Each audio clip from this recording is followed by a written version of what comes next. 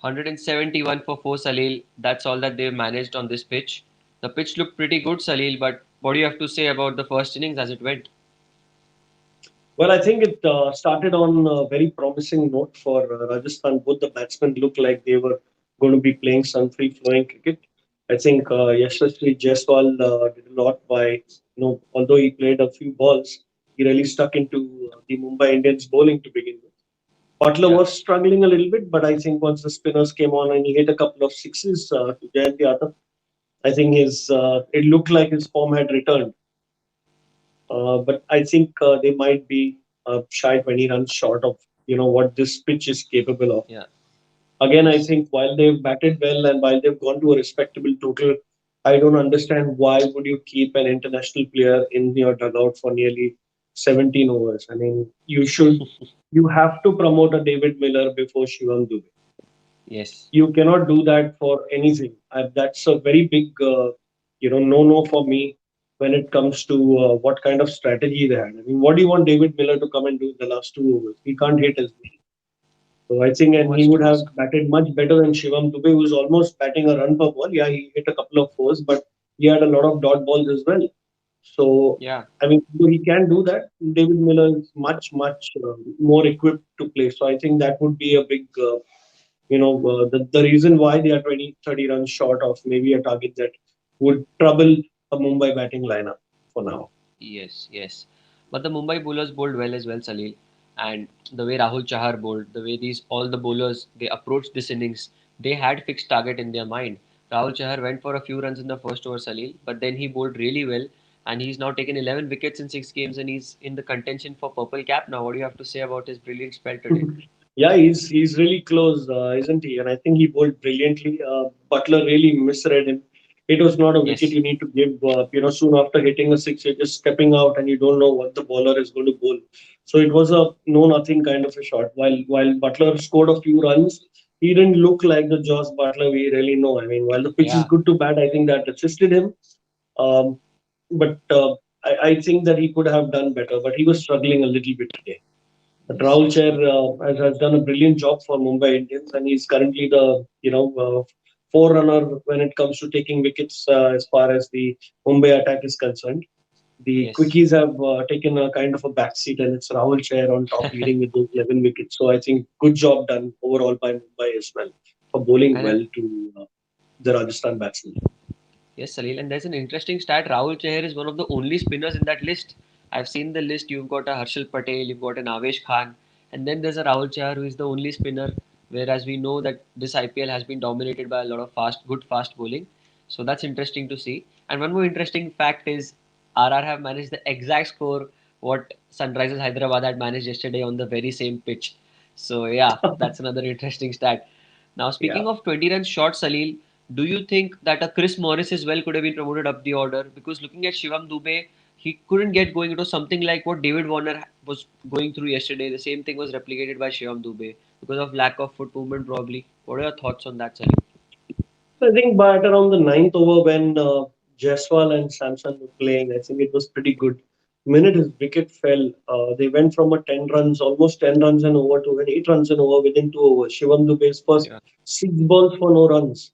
I mean that yeah, over in the middle, that 11th over by Nathan Coulter-Nile, Coulter where he got around 5 dots. So I think that's something to look out for because if you have those 6 balls which are actually going for runs or maybe singles or doubles, your score could touch that 180. Again, yeah, 180 score is more psychologically difficult for a batting team to chase than a 170 score. So somewhere those runs that should be coming are not coming. I mean, those runs at the start as well, where Butler was not able to convert it as much on this pitch, yeah. as well as maybe last night's batting team did. But yeah, Now, looking at the scorecard, Salil, yes, you said they are 20 runs short, and yes, the 180, plays a psychological advantage to them. But the most important thing is, Salil, yesterday's match, they should have taken a lesson. Rajasthan should have taken a lesson that, 170 is easily chaseable on this pitch. The way Chennai batted and this ground and the dynamics of how it works. And when you're bowling second, always there's this slight true. fear of due coming into consideration. So, 170 is not par, just like you said. So, what would be going on in their heads right now, as the bowling commences? Unatkat, Chetan Sakaria, Chris Morris. What would be I their think they thinking know now? that. I think they know that they are up against a very strong batting lineup, but Of also a course. batting that has not been really batting for the last five matches. So that will be Yes. something on the mind. They need to come with a lot of variation. They need to come hot, looking to try and take those wickets early on. I think the field placement by Sanju Samson, whether he's going to put a slip, because the ball was really swinging for Trent Bolt. I expect that to do Yeah. for Unadkat also. He's more like a swing bowler and a nippy bowler. So I think an aggressive start for RR would be the right field placements and the bowlers trying to hit their mark. Because the minute you get your breaks on the Mumbai batting, they would obviously be able to cover up those 15-20 runs that would have, that they would have ideally scored. So they also need to get those kind of good overs that Mumbai Indians really looked at and that they performed today. So I think the Rajasthan bowlers would really have that in mind. Yes, Sunil, and on top of that, you've got batsmen like Rohit Sharma, you've got like Quinton de Kock, all these big names in this team. So you will be having those kind of questions in your head that what do I do to them? Should I? Because it's not easy to get them out. Rohit Sharma gets out when he wants to get out. He's that kind of a player. So speaking of the batting, Salil, do you think that their approach would be completely different from Rajasthan's perspective? Because this team is, like you said, a powerhouse. They've got such great batsmen. So what are your thoughts on that, Salil? I think the runs are enough to make for Mumbai Indians. I currently think they will be. They know the pitch. They've seen it. And they've seen how Rajasthan have batted, and they. I think dot balls are going to be, the biggest landmines Yeah. in batting. Chase for 172 runs. I think they'll be able to maneuver the Rajasthan bowlers and will be able to chase this target by the looks of it. Unless they make mistakes and give away wickets like Rajasthan have in crucial moments. And Yeah. the good part for Mumbai is you look at their batting order. Everybody comes as per their strengths. I don't think there's any complaint Yes. about who comes at what order, and nobody needs to be shuffled. Unlike Rajasthan, where I think if you are done with 10 overs, you can leave Shivam Dubey and Riyan Parag a little later, but you need to get a David Miller or a Chris Morris to hit those sixes. Because what is the Yes, you point do. of them just sitting in the dugout and not getting any balls to play? They rather Yeah. go out and hit more. So I think that's one big difference between the Mumbai team and the Rajasthan team, and that's why I think I still feel that they'll be able to chase this comfortably. Yes. And so quite the similarity between SRH, Kane Williamson was sitting out like we spoke yesterday. And there is another, what do you say, interesting thing is that no one has scored a 50 in this 170. That's pretty unlikely. That rarely happens that, in a big total like a 170, it's not a very small Yeah, total. And there's no half centuries in it. All got to great starts. That shows that it's a very good batting wicket because sometimes what happens absolutely. is you see a one person score an 80 and the others just bat around him like a 20, 30. But here everyone has got off to great starts, but you know failed to capitalize on big totals. And Sahil, You, one more important thing. Sorry to cut you there, but one important thing that Mumbai Indians also have not chased in this IPL. So it's going to be a very difficult task for them as well because they're chasing for I think the second time, if I'm not wrong.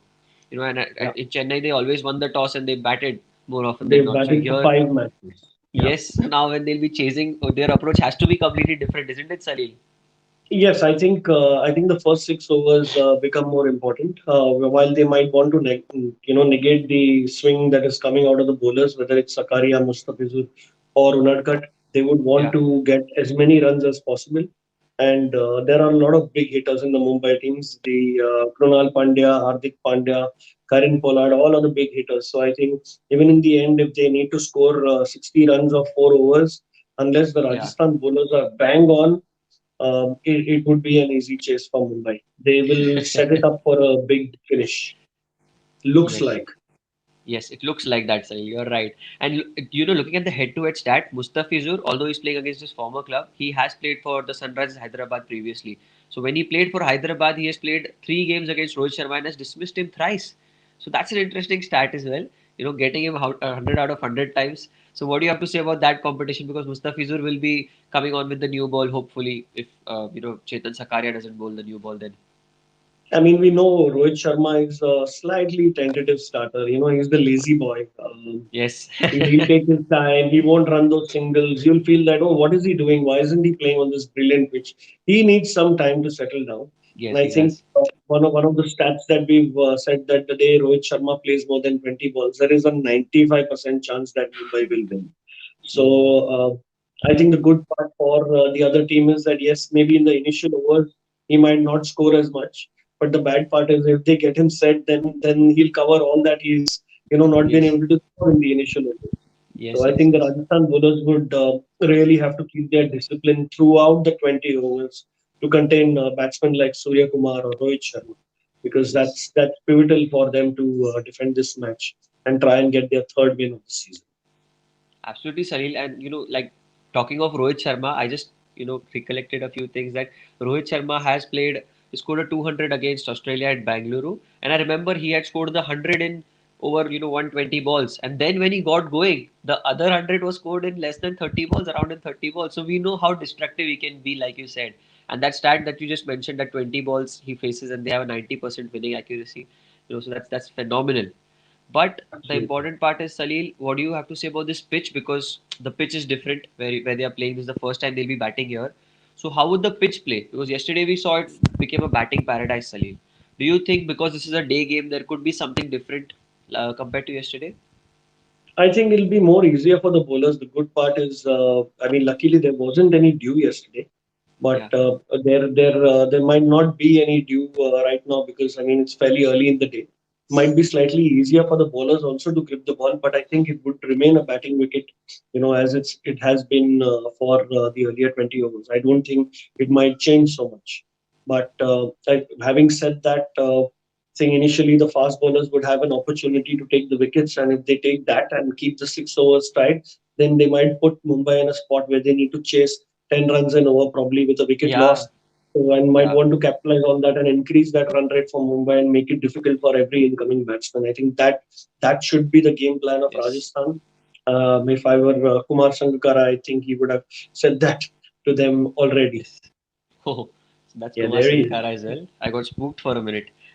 Now, speaking of Rajasthan, there is one more thing that I feel, Salil, we would agree on is that the Mumbai Indians middle order has not fired at all through the 5 games. They have not fired. They've just played on pitches where they got good assistance for the bowlers, and the bowlers did a phenomenal job. But here, coming on this pitch, it's a batting wicket, so their middle order: Hardik Pandya, Krunal Pandya, Pollard. Pollard has just played one good game in this IPL, so they need to fire you know so that will be a worrisome point, and Rajasthan will take this to their advantage, I feel, because if they get a lot of dot balls in early on and that 10 run and over, it is chaseable looking at that lineup. But given the current form, it is a cliffhanger of a game. And the umpires Yeah. are out there, Salil. Last word on this game. What do you think? I still think it's Mumbai Indians. It's a better pitch to bat on, so I think the batters will take the opportunity and take their settle their time in. But in the end, they'll score at 8 or 9 runs in over to win this match. So you believe that they'll fight their demons, the middle order demons, and they'll come out victorious in the end? So Like you said, they're that's all due today, so I think some of them are definitely yes, going to fire. they Either are Deepak definitely or due. Rohit Sharma are definitely going to fire. So expect that. Also, they are not playing with Ishan Kishan, so Yeah, there is the little bit of responsibility that the middle order will also play with. So definitely. everything looking good for Mumbai. It's kind of set up. They just need to go and play their cricket Yes, and win it yes. like the old champions that they are. Yes, there is no due out there, and these people are certainly due. So, live action coming up, Salil. Your prediction with Mumbai. I am damn sure Mumbai is going to win this one. And let's see. Let's see Okay. what happens. I'll see you in the post match show. Thank you. Yes, yes. Thanks, thanks.